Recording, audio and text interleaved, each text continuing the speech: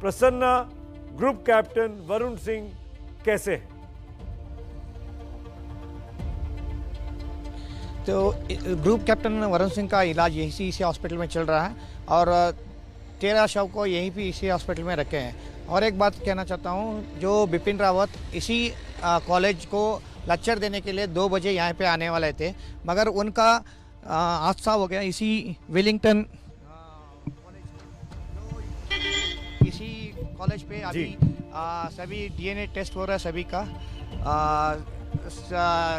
सभी लोग इसी हॉस्पिटल में बड़े लोग आके यहीं पे डीएनए टेस्ट कर रहे हैं जी। और सीएम स्टालिन भी यहाँ पे आके मौका का जायजा लेने वाले हैं। बिल्कुल प्रसन्ना, एक सवाल और, जांच की बात तो मैं प्रणय से करूंगा, लेकिन ये पूछना चाहूंगा आपसे, कल का क्या इस पूरे हादसे के बाद क्या रक्षा मंत्री वहां आने वाले हैं या कोई बड़ा वीआईपी आने वाला है? कुछ जानकारी आपके पास, कोई अपडेट वहां से? राजनाथ सिंह तो आने वाला है सुबह, और यहाँ से जो भी डीएनए के होने के बाद इनका सभी शव का एयरलिफ्ट किया जाएगा और जायजा को लेने के लिए अभी स्टालिन यहीं पे आने वाले हैं। अभी जायजा का मौका का सभी बंदोबस्त करेंगे। उसके बाद सुबह राजनाथ सिंह आके यहाँ पे सभी देख के डीएनए टेस्ट सभी करने के बाद इन सभी शव को एयरलिफ्ट किया जाएगा। प्रसन्ना, आप बढ़िया हिंदी बोलते हैं, आप रहिएगा मेरे साथ, मैं लौटूंगा आपके पास भी। आप अच्छा काम कर रहे हैं, आप हमारे वीडियो जर्नलिस्ट हैं, आज वाकई में आप जर्नलिस्ट के तौर पर काम कर रहे हैं, मौका पे मौजूद हैं। मैं लौटता हूं, लेकिन एक अपडेट प्रणय आपसे लेना चाहूँगा। कोर्ट ऑफ इंक्वायरी जांच की जा रही है पूरे हादसे की। पहले शुरुआत में कह दिया गया, कहीं कोई चीज़ लगती है ऐसी कि ये साजिश भी हो सकती है? बिल्कुल, ये बहुत स्वाभाविक से सवाल है सुमित जो आप उठा रहे हैं, जो एबीपी न्यूज़ जताने की कोशिश कर रहा है। ये वो स्वाभाविक सवाल हैं जो इस पूरी घटना के बाद उभरते हैं और उनका इन्वेस्टिगेशन भी होगा। जो सीसीएस की मीटिंग हुई, उस सीसीएस की मीटिंग के अंदर भी उन तमाम इनपुट्स को जमा किया गया। विभिन्न एजेंसीज के जो इनपुट हैं उनकी जानकारी ली गई, क्योंकि जो भारत की डिफरेंट एजेंसीज हैं, उनकी जो इंटेलिजेंस एजेंसीज हैं, उनके इनपुट भी वहाँ थे। एनएसए खुद मौजूद थे वहाँ पर। इसके अलावा रक्षा मंत्रालय की तरफ से हादसे को लेकर वायुसेना चीफ की तरफ से जो जानकारी दी गई, वो जानकारियां खुद वायुसेना अध्यक्ष air chief marshal VR Chaudhary वहां पर मौजूद थे सुलूर में। सुलूर एयरफोर्स का बेस है। MI-17 V5 communication squadron operate करती है। एम्ब्रेयर जिस विमान से सीडीएस जनरल बिपिन रावत सुबह रवाना हुए थे। हेलीकॉप्टर यूनिट 109 हेलीकॉप्टर यूनिट का ये MI-17 V5 हेलीकॉप्टर था। इसे उड़ा बहुत अनुभवी पायलट रहे थे, कमांडिंग ऑफिसर थे पृथ्वी चौहान, जो कि इस हेलीकॉप्टर यूनिट के कमांडिंग ऑफिसर थे, वो इसे उड़ा रहे थे। और ऐसे में हादसा कैसे हुआ, क्योंकि फिट टू फ्लाई सर्टिफिकेट हर प्लेटफॉर्म को दिया जाता है। आप अच्छे से जानते हैं कि किस तरीके से, इस तरीके की वीवीआईपी सॉर्टी ही नहीं, हर सॉर्टी के पहले, हर उड़ान के पहले किसी भी विमान को सर्टिफाई किया जाता है। ऐसे में महज छोटी सी उड़ान में क्या मौसम की खराबी कोई वजह थी और मौसम का जायजा पहले लिया जाता है। इस तरीके की वीवीआईपी उड़ानों के दौरान तो और भी असेसमेंट लिया जाता है, मौसम कहीं खराब तो नहीं है। इन तमाम चीजों के बावजूद ये हादसा होना, और ऐसे में आप जो बात कह रहे हैं ना, मैं उसी चीज से चीजों को आगे बढ़ाता हूं, क्योंकि ब्रिगेडियर सुधीर सावंत मेरे साथ हैं और वो बहुत महत्वपूर्ण कड़ी हो जाते हैं इस चर्चा में। ब्रिगेडियर सावंत, आपने कहा एनआईए से जांच होनी चाहिए, आपने कहा कॉन्स्पिरेसी थ्योरी की बात आप लेकर आए। आपको क्यों लगता है कि ये कॉन्स्पिरेसी है, हो सकती है? इसमें 2-3 बातें हैं। एक तो MI-17 हेलीकॉप्टर जो हादसा हुआ है वो एक मॉडर्न हेलीकॉप्टर है और सब तरीके से highest priority chief of defence staff को दी जाती है, उनको सिक्योरिटी के तौर पर। और दूसरी बात है कि जब भी हेलीकॉप्टर में कोई हादसा होता है तब एक आवाज आती है हेलीकॉप्टर से बिफोर इट क्रैशेस, और वो पायलट बताता है कौन सा खतरा है क्या नहीं। ये हेलीकॉप्टर में दिखा गया है कि अचानक हेलीकॉप्टर हादसा हुआ, खत्म हो गया। तो वेरी डिफिकल्ट। एंड अभी ये शॉकिंग न्यूज़ है कि चीफ ऑफ डिफेंस स्टाफ, जिनको मैं अच्छी तरह जानता था, कि ये इनके साथ ये हादसा हो सकता है, मैं मान नहीं सकता हूँ। और वो जो एरिया है कुन्नूर और मेट्रोपोलिटन कोयम्बतूर, वो पहले से ही एक आतंकवाद का एक बेडरॉक रहा है एलटीटी के साथ, और उसमें बहुत सारे हादसे हुए हैं। राजीव गांधी की हत्या भी वहीं पर हुई थी, और जब ऐसा हादसा होता है किसी चीफ ऑफ डिफेंस स्टाफ का, तो हमको उसको शकिया नज़र से ही देखना चाहिए। राइट, वो टेक्निकल स्नैक बोल के फिर कुछ भी हम बोले, अभी जल्दबाजी नहीं recorder करनी भी चाहिए, है। क्योंकि बिल्कुल मैं और समझता हूँ ब्रिगेडियर सावंत, उससे इंडिया का top most army official, India का top most decorated army official, India का वन ऑफ द बेस्ट आप कह सकते हैं फौजी, जिनको जो सीडीएस, देश का पहला सीडीएस बनता है जाके। मैं यही सवाल पूछना चाहूँगा रजत मिश्रा साहब से, विंग कमांडर रजत मिश्रा, कॉन्स्पिरेसी थ्योरी को रूल आउट कर देना चाहिए क्या बगैर किसी जांच के, या हमको ब्लैक बॉक्स का वेट करना चाहिए, इन्वेस्टिगेशन का वेट करना चाहिए?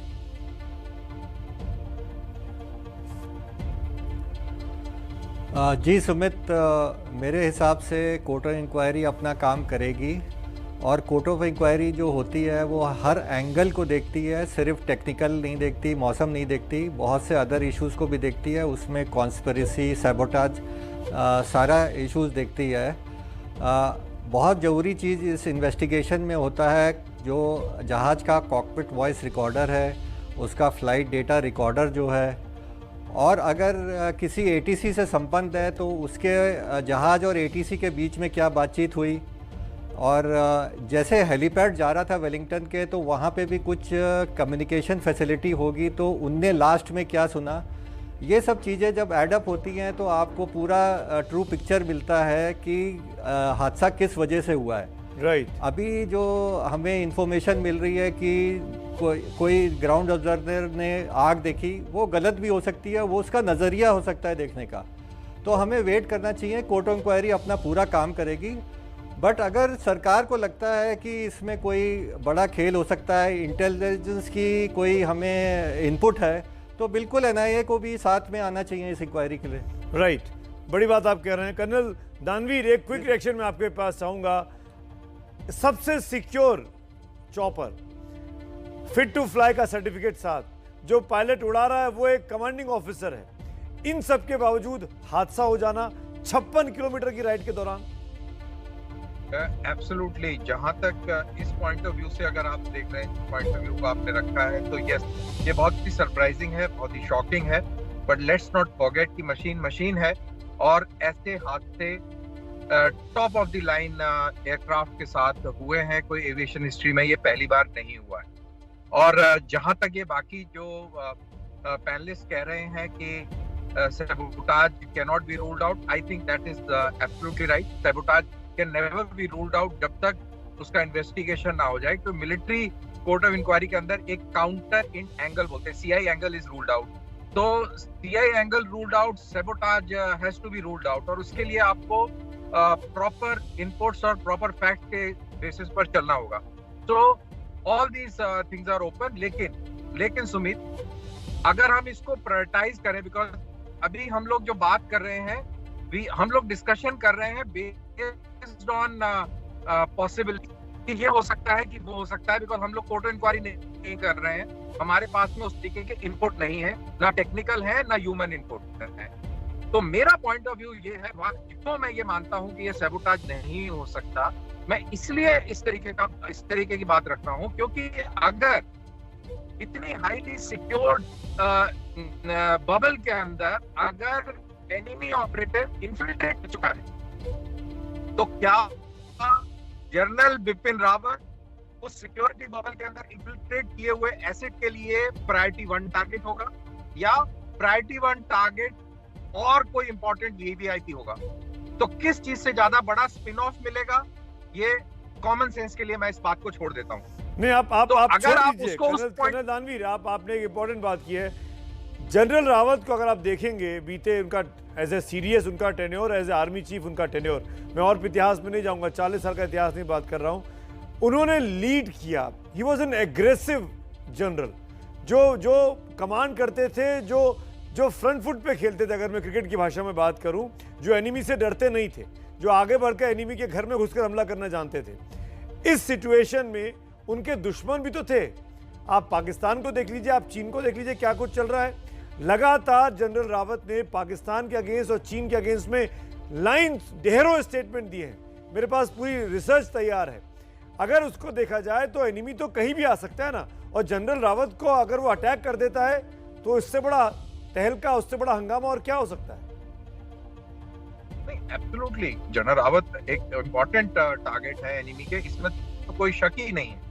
बट मेरा पॉइंट ये है, मेरा पॉइंट ऑफ आर्गुमेंट ये है कि अगर आप इस कम्युनिकेशन स्क्वाड्रन के बबल में घुस गए, सिक्योरिटी बबल को आपने ब्रीच कर दिया, तो एज अ एनिमी, अगर मैं एनिमी हूं तो मेरे लिए क्या प्रायोरिटी 1 टारगेट होगा? Prime minister, home minister, defence minister, NSA और chief of defence staff. Where would I like to use my intelligence asset? सवाल ये है। बिल्कुल इसमें कोई दो राय नहीं है कि जनरल बिपिन रावत एक बहुत इंपॉर्टेंट फैक्टर है, उसका एक बहुत ही कैस्केडिंग इफेक्ट होगा। ब्रिगेडियर सावंत, ये जो घटना कुछ हुई बोलना है, चाह रहे हैं, आपकी बात सुन मोराल के ऊपर देखेंगे तो बहुत जबरदस्त एक सैड और बहुत ही नेगेटिव इम्पैक्ट आर्म फोर्सेस के मोराल पर आपको देखने को मिलेगा। तो ये एक बहुत सीरियस इशू है। राइट। ब्रिगेडियर सावंत, आप काउंटर देना चाहेंगे कर्नल दानवीर को? नहीं, अभी जब भी हमला होता है, टेररिस्ट हमला होता है, कोई बता के नहीं आता है कि मैं हमला करने वाला हूँ। और जहाँ हमला हुआ है वो एरिया आप देखते हैं तो एरिया बहुत सॉफ्ट है, मतलब साउथ इंडिया में है, जहाँ पर कोई ऐसा अटैक हो ही नहीं सकता है, ये एक्सपेक्टेशन है। इसलिए हमने उसको रूल आउट नहीं करना चाहिए। और प्रायोरिटी पर, क्योंकि हमारा chief of army defence staff, पहला डिफेंस स्टाफ ये मारा गया है, हादसे में हो या आई डोंट नो अदरवाइज। तो मैं ये इस पर कंसंट्रेट कर रहा हूँ, क्योंकि देयर वाज नो वार्निंग। जो कह रहे हैं, जब भी हादसा हुआ तो कोई वार्निंग नहीं था, कोई कम्युनिकेशन नहीं था, अचानक हुआ है। और इस बैकग्राउंड को देखते हुए हमने हादसा को जो जी कॉन्स्पिरेसी या कर्नल दानवीर कुछ बोलना नहीं करना चाहिए। मैं ये नहीं बोलता हूँ कि ब्रिगेडियर सावंत, आपकी बात पे कर्नल दानवीर कुछ बोलना चाह रहे हैं, सुन लेते हैं। We are discussing this, is important. Sawant की बात से, इस बात से बिल्कुल सहमत हूँ कि हम रूल आउट नहीं कर सकते। रूल आउट हम बिल्कुल नहीं कर रहे हैं। राइट। हम प्रोबेबिलिटी को देखते हुए हम एक आर्ग्यूमेंट कर रहे हैं, और उस आर्ग्यूमेंट में इट इज माय असेसमेंट, ये मेरा असेसमेंट है कि ये सैबोटाज नहीं है। ये मेरे हिसाब से ये मोस्ट लाइकली ये एक पायलट एरर है, और ह्यूमन एरर बहुत अच्छे पायलटों के साथ हुआ है। बहुत रिसेंटली एक पायलट एरर हुआ पठानकोट के अंदर, जिसके अंदर फ्लाइट कमांडर एयरक्राफ्ट को उड़ा रहा था, और रंजीत सागर डैम में वो एयरक्राफ्ट को डिच हुआ, और वो 1 महीने बाद पायलट की डेड बॉडी मिली है। तो ह्यूमन एरर होता है, एविएशन के अंदर होती है चीजें। जितना भी उन्नत टेक्नोलॉजी क्यों ना हो, टेक्नोलॉजी फेल हो सकती है। So I am saying that nothing can be ruled out, nothing can be ruled out, everything is a possibility. Wing commander Rajat, human error, conspiracy और टेक्निकल स्नैग, आपकी प्रोबेबिलिटी क्या है? सुमित, मैं तो ये कहूँगा कि हम कोर्ट ऑफ इंक्वायरी का वेट करें, स्पेकुलेशन ना करें। किसी चीज़ को लेबलिंग करना अच्छी बात नहीं है, ना सैबोटाज को लेबल करना चाहिए, ना पायलट एरर को अभी लेबल करना चाहिए, बिकॉज CDS की फ़्लाइट थी। We know what is the importance of CDS हमारे देश में और आर्म्ड फोर्सेस में। आई एम श्योर हमारी जो वायुसेना है उसने पूरे प्रिकॉशन लिए होंगे, पायलट ने पूरी ब्रीफिंग करी होगी, उसने पूरे सब वेदर का जायज़ा लिया होगा, सब कुछ किया होगा। तो जब तक पूरी इंक्वायरी नहीं होती, उससे क्या निकल के नहीं आता, हम कॉन्फिडेंटली कुछ भी अभी नहीं कह सकते, क्योंकि हमारे पास कोई भी फैक्ट्स नहीं है। किसी पीछे वाले इंसिडेंट को देख के कहना कि वो सेम तरीके से हुआ है, ये गलत बात होगी। तो मैं अभी किसी चीज़ को लेबल नहीं करना चाहूँगा। मैं चाहूँगा कोर्ट ऑफ इंक्वायरी एकदम निष्पक्ष तरह से और जल्द से जल्द फैक्ट्स को बिल्कुल सामने टाइम बाउंड होना चाहिए, जल्द से जल्द हो, ताकि डिटेल्स, ताकि इंडियन फोर्सेस का मोराल बना रहे, पता रहे कि हिंदुस्तान का सबसे बड़ा सैनिक हादसे का शिकार हुआ है, साजिश का शिकार है। बहुत इंपॉर्टेंट आप बात कर रहे हैं। इस बातचीत को आगे ले जाता हूँ। एक सवाल मैं कर्नल दानवीर आपसे और पूछना चाहता हूँ। सीडीएस का इस तरीके से अचानक चले जाना, असामयिक मौत, अनफॉर्चुनेट इंसिडेंट, आपको लगता है हमारे आर्म फोर्सेस के लिए एक ऐसा धक्का है जो बहुत ज्यादा इंपैक्ट कर सकता है इंडियन डिफेंस सिस्टम को? कर्नल दानवी, देखिए वन शुड अंडरस्टैंड कि सीडीएस का एक अनुभव था, जनरल रावत का एक स्पेशल अनुभव था। आपने अपने पहले चीज की बात करी, he was a bold general और इनको out of the turn select किया गया जब ये सदन कमांडर थे, क्योंकि इनकी काबिलियत देखी गई। सरकार में बैठे लोग उन्होंने कहा इस आदमी में वो काबिलियत है कि ये इंडिया की जो बॉर्डर सिचुएशंस हैं, जो क्राइसिस हैं, इंटरनल या एक्सटर्नल, उसको अच्छी तरह मैनेज कर सकता है। और इसीलिए तो सीडीएस भी सिलेक्ट किया। कहते हुए वो आर्मी के थिएटराइजेशन के अंदर बहुत डीपली इन्वॉल्व थे। पूरा जो थिएटराइजेशन, जो पूरी आर्म फोर्सेस का जो मेकओवर चल रहा है, उसके सूत्रधार जनरल बिपिन रावत थी। तो उनके जाने से नेचुरल सी बात है, जो पूरा सिस्टम में ओवरहॉल चल रहा है, एकदम से बीच में एक मुख्य कड़ी अगर निकल जाती है, जो मेन एक्टर है उस पूरे खेल का, अगर वो निकल जाता है, तो यस, डिफेंस के पूरे आर्किटेक्चर के अंदर उसका इम्पैक्ट बहुत सीवियर होगा, इसमें कोई दो राय नहीं। प्रणय, इसी बात को आगे बढ़ा रहा हूं मैं। प्रणय, मैं आपसे पूछना चाहूंगा, व्हाट हैपन्स नाउ? अब सीडीएस नहीं है, उनका कोई डिप्टी भी नहीं होता है, नया सीडीएस बनेंगे, कौन हो सकते हैं? क्या तैयारी सरकार के बीच, क्या चर्चा चल रही है? इन तीनों चीफ्स में जनरल नरवणे सबसे सीनियर हैं, क्या उनके चांसेस हैं या कोई और, कोई रिटायर्ड ऑफिशियल जो अभी अभी रिटायर हुआ हो, चाहे नेवी का हो चाहे एयरफोर्स का हो? बिल्कुल सुमित, बहुत वाजिब सवाल है, क्योंकि पद खाली नहीं रहता है, जिम्मेदारियों का चक्र आगे बढ़ता है, तो निश्चित रूप से सीडीएस की जिम्मेदारी किसी न किसी अधिकारी को दी जाएगी। लेकिन कैबिनेट कमेटी ऑन अपॉइंटमेंट जो है वो इसका फैसला करेगी। रक्षा मंत्रालय को इसके लिए प्रस्ताव भेजना होगा, जो सीनियर मोस्ट ऑफिसर्स हैं या जो प्रोबेबल कैंडिडेट्स हैं, कौन हो सकता है, किस तरीके से हो सकता है।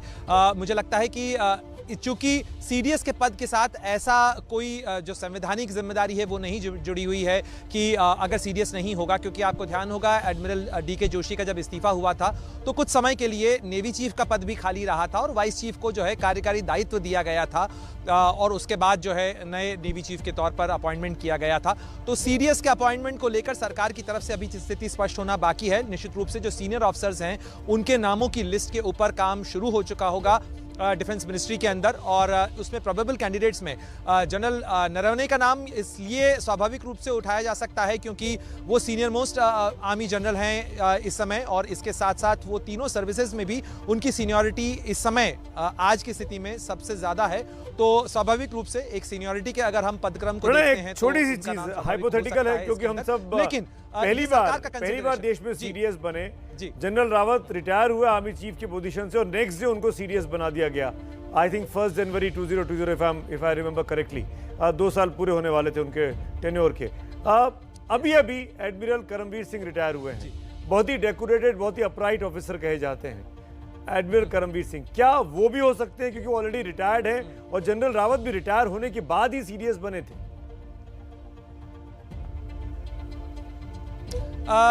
ये देखिए, ये संभव है क्योंकि सीडीएस न केवल सर्विंग जनरल होता है आर्म्ड फोर्सेस का, बल्कि वो जो है मिलिट्री सेक्रेटरी का भी दायित्व उनके पास में होता है। डिफेंस मिनिस्ट्री में जो मिलिट्री अफेयर्स डिपार्टमेंट बनाया गया है नया, उसके सचिव के तौर पर भी वो रक्षा मंत्रालय में मौजूद होते हैं। तो ऐसे में ये जो पॉसिबिलिटीज़ हैं, क्योंकि आर्मी के बाद इससे पहले तक जो staff committee, chief of staff committee की परंपरा थी, उसमें जो सीनियर मोस्ट सर्विंग चीफ होता था वो ये दायित्व निभाता था, लेकिन सीडीएस का पद क्रिएट किया गया। तो अब आर्मी से आते थे जनरल बिपिन रावत, उसके बाद क्या ये पद आर्मी के ही किसी अफसर को दिया जाएगा या नेवी और एयरफोर्स के अफसर्स भी हो सकते हैं उसके अंदर? ये तमाम पॉसिबिलिटीज हैं जिनका मंथन करने के बाद ही सरकार इस चीज़ के ऊपर कोई फैसला करेगी। और मुझे लगता है कि फिलहाल इस मामले के अंदर प्रायोरिटी जो है वो इस घटना का इन्वेस्टिगेशन और जो आगे की प्रक्रिया है, अंतिम संस्कार से लेके जो दूसरी चीज़ें हैं उनके साथ साथ ये प्रक्रिया भी शुरू होगी। लेकिन फिलहाल प्राथमिकता उन चीज़ों की ज़्यादा है, और सरकार की जो कैबिनेट कमेटी ऑन अपॉइंटमेंट जिसे खुद प्रधानमंत्री हेड करते हैं, जिसके अंदर गृह मंत्री भी मौजूद हैं और रक्षा मंत्रालय चूंकि कोऑर्डिनेट जो संबंधित मंत्रालय है उसके प्रभारी हैं रक्षा मंत्री, तो उनकी तरफ से भी प्रस्ताव भेजा जाएगा और उसके बाद ही आगे की कार्यवाही होगी। बिल्कुल, अभी भी सीडीएस नया बना है, 2 साल पहले ही पोजीशन बनी है। कौन होगा नया सीडीएस, इस पर भी नजर रहेगी। आप तमाम लोग रहिएगा।